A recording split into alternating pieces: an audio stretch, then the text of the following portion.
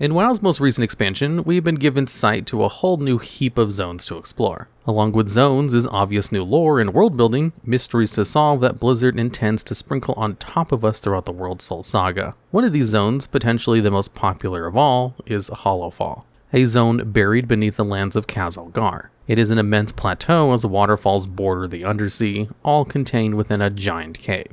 It is so large, in fact, that it is able to house the usage of airships and establishes docks and farms alike. Aside from the already jarring visuals of this land, the most signifying icon of Hallowfall is the insanely large crystal lodged into its ceiling. This crystal serves as the beacon of the people of Hallowfall and is essentially their sun and moon. Even the plant life reacts to the crystal as if it were a sun, and you'll see them facing rather towards the crystal than in any other direction in order to absorb its light. Serving as its denizens, the Hallowfall Arathi arrived to this land more than a decade before the events of the War Within. Their fleet was overtaken by a blinding light that transported them there, leaving them stranded in a cavern. It is here that the crystal was first discovered by a sentient race outside of Nerubians and was aptly named Beledar. But what is Beledar? For all we know so far, this crystal is what brought the Arathi to Hallowfall in the first place. Its mysteries have left the people dumbfounded, and there is very little that can be done to understand it.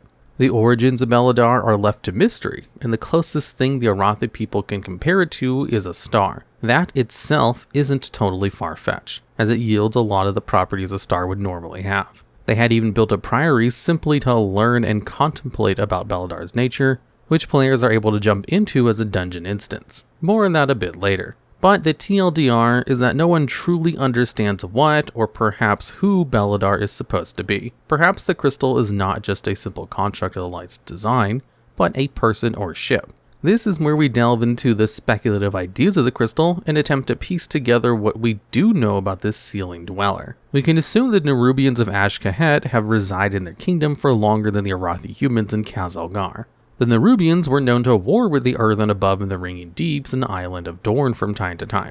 So it's not impossible to say the spider folk have journeyed to Hallowfall on occasion since it was relatively unoccupied. So Beledar has likely been locked in Hallowfall for potential centuries, and the Arathi were not the first to discover its existence. Despite this, the humans were the ones that had named the crystal in the first place. Furthermore, the name Beledar shares a very similar naming trait to the various Naaru dimensional ships. The Janadar, which was the ship the Draenei people used to escape the homeworld Argus before landing on Draenor.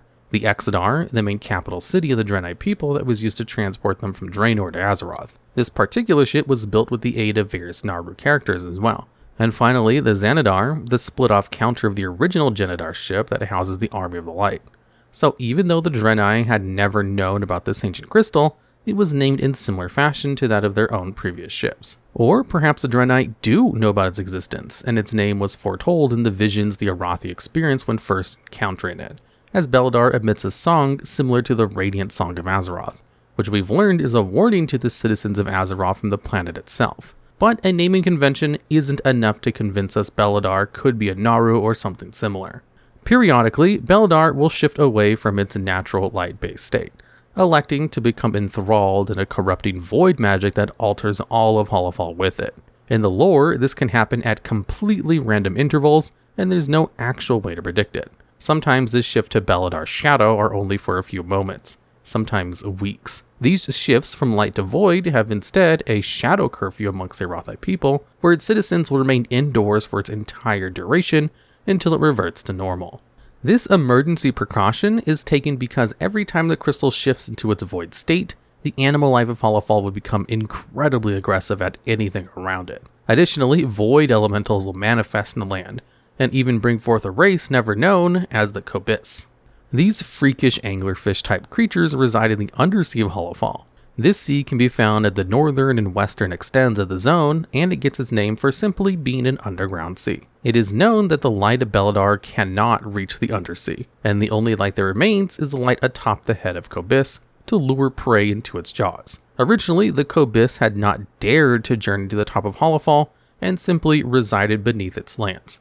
It wasn't until the second shift of light to void of all time did it draw their attention to the surface and begin hunting the Arathi humans as food. They are seen to wield the void magics of Beledar, and are solely drawn to its darkened glow. But the moment the light returns, the Kobis will flee once again. or at least the majority. It seems to be that the Kobist required dark spaces in order to thrive further, and when they realized the light of Beledar had begun to wane, they sprung their attack on the Arathi.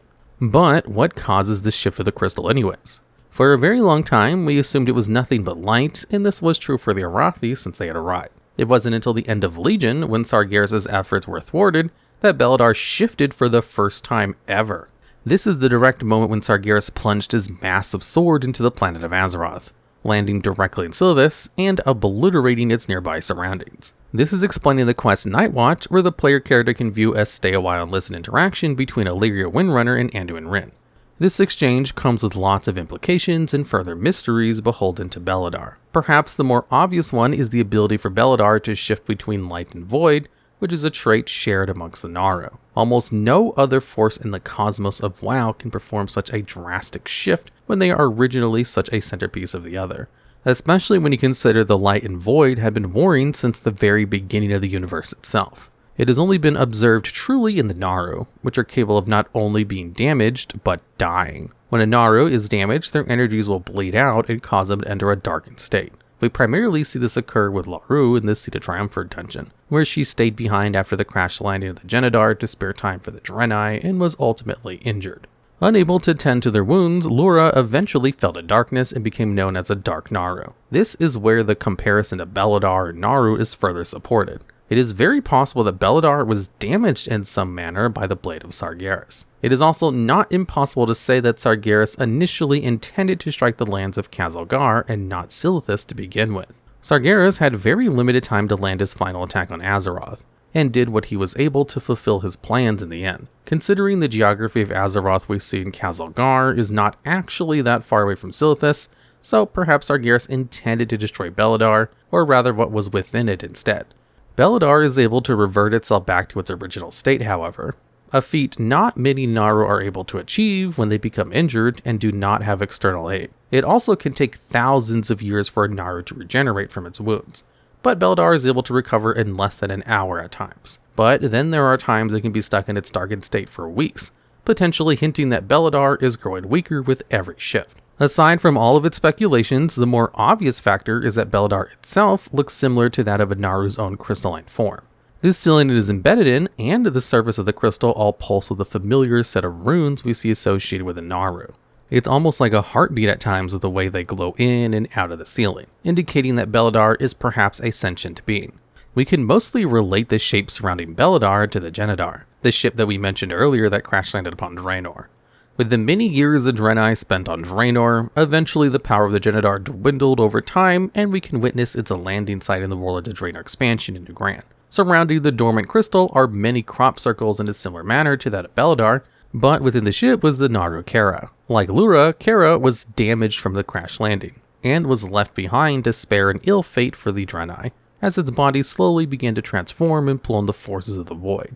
In an effort to not plague the planet Draenor with Kara's void energies, Prophet Velen ejected the Naaru into space, which became known as the Dark Star to the Shadowmoon clan orcs. This eventually attracted the spirits of the orcs inhabiting Draenor, believing the crystal to be a holy place that houses their dead, and was thus named Oshugun. Just like the orcs of Draenor had come to revere Kara, the humans of Arathi are drawn to Beledar.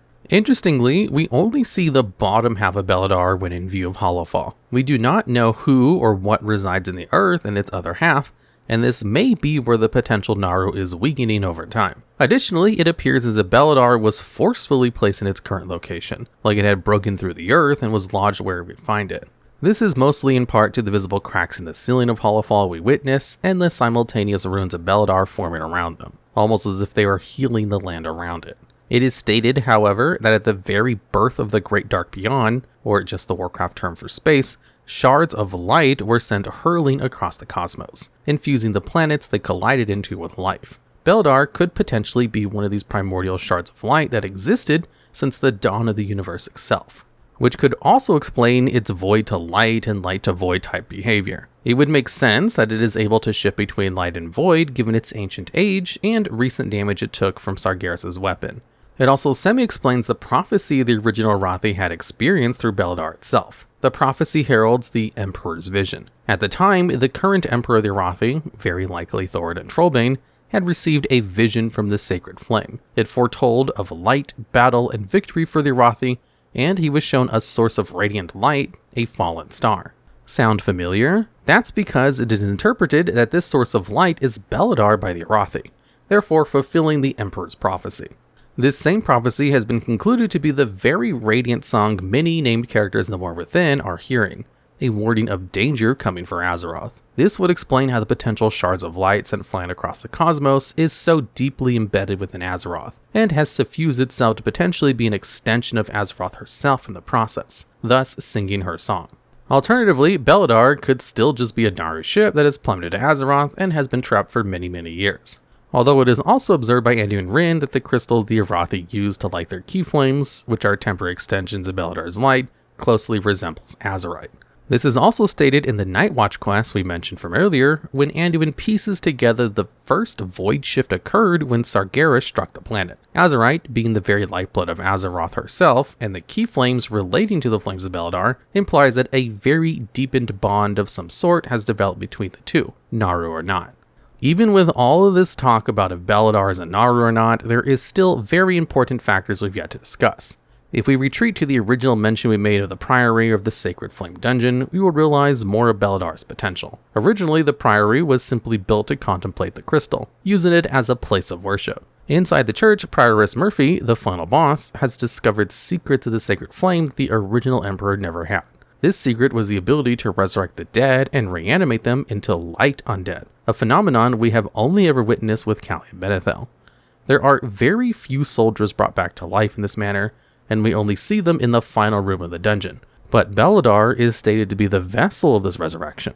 This means that Beledar was not the sole source of these reanimated undead, but was still used. It is immediately deduced to heresy by the Arathi we, the players, ally ourselves with, and they denounce all usage of Beledar's magic in such manners. Although a thing about the light we have learned in the past is that anyone can call upon its magic so long as they believe what they are doing is truly right. The biggest example of this is the Scarlet Crusaders, and now again in a small subdivision of the Arathi. Although the usage of this magic is supposedly thwarted in full for now, it is not impossible for Beledar to continue to reanimate the dead. In the case of Calia Menethil's first death, her corpse was brought to the Naaru Sara. Under her guidance, she would aid the resurrection of Calia into the first light undead we witness in game. So this basically means the only time something like light undead has ever occurred in lore of WoW was with a Naaru being present. It also must be noted that Sarah did not bring Calia back alone and was merely present, a similar function we see with Beledar in the Puria dungeon. So we have even more support that whatever Beledar is somehow related or just straight up is a Naaru in the first place. But for the longest time it was understood that the light was incapable of performing such a task as reanimating the undead. Originally, the task of creating undead was its own separate school of magic, typically death. Although, in the Shadowlands expansion, Calia travels to Maldraxxus to learn more about necromancy, and discovers that the art of necromancy isn't inherently used by death from Margrave Sindane. Sindane states, necromancy is the art of animating unliving flesh. Here in Maldraxxus, we use the magic of death to accomplish our craft. But whether these rituals are empowered by death or light or any other magic, necromancy is necromancy. Essentially, any force of the cosmos can actually do this. It's just that death magic is the most opportune method of performing such. So this does technically imply that something like an arcane mage, if they had the conduit for it, could actually reanimate the dead and bring something to life without the usage of death magic whatsoever. When this rule of thumb is applied to the light, Naaru seem to have a need to be present, and in this case, Beledar, which is kind of weird to think about, but that's what we've got. Of course, this is a massive bombshell and is nothing but speculation. Who really, truly knows what or who Beledar is other than Blizzard themselves? Even if Beledar is a Naaru, what does that spell for the future of WoW? Well, for starters, we'll likely get a lot more development from the Draenei in future World Soul Saga content. It also could fully envelop in Void at some point and relate to either a new dungeon or raid instance that deals with the Order of Night and the Kobis, depending on what follows Newer Bar Palace. We could even potentially journey into the other half of Beledar's crystal and discover what is hiding in that section of Earth and possibly the Naaru that is inhabiting the crystal. There are very limitless ideas for Blizzard to venture down upon this new entity, and they've done a great job at creating something so interesting and mysterious at the same time, While it is likely for gameplay reasons, attempting to fly toward Beledar will also cause your screen to turn completely white, and eventually teleports you back to Hallowfall. While this may be the case in lore as well, it is a potential reason the Arathi have never attempted to leave the zone. Although when you jump back to the Emperor's Vision talk we had, you get a few more details about this. If it's true that Sargeras was initially aiming for Beledar at the end of Legion expansion, we are to assume that whatever Beledar is cannot be let loose on the world, as his Burning Crusade was created with the sole purpose of annihilating all life in order to ensure the Void can never corrupt the universe. There is even a book located in Hallowfall called The Song of Renelage. It details of a final battle between the Light and Void, where both the forces of the Arathi, the Light in question, and the Void, as Alatath's minions, are decimated beyond recognition. Renelage itself was first mentioned in Cataclysm in a vision experienced by Prophet Velen, which he describes as the war between light and shadow. It is stated by the Order of Night, a de facto group of Arathi who worship Beledar's shadow, that Renelage had begun with the turning from light to void. It is small steps like these that will eventually usher in WoW's next expansion, Midnight, where it is already stated by Chris Metzen from the 2023 BlizzCon event that the Void has invaded Azeroth in full, and it is up to us to defend it. It is possible that Beledar is the coming of Midnight, so we just might want to keep an eye on it during the events of the War Within. There may even be a connection of Beledar to the Legion comic, Son of the Wolf, where we witness a much older Anduin Wrynn alongside Velen as they prepare for a final battle against the Shadow from within the Exodar. Beledar truly could be the herald of the end of the World Soul Saga, and we'll just have to wait and see as time goes on. But hey, this is all just speculation. Who really knows if what we're saying here will hold up, or if it just sounds crazy altogether? Only time will tell, and we'd love to hear your thoughts or interesting theories on the lore thus far in WoW's latest installment. Also, be sure to leave any ideas you might have for future videos. They just might come around and become one of their own. Just be careful when skulking around Beledar, you might just find something we missed today.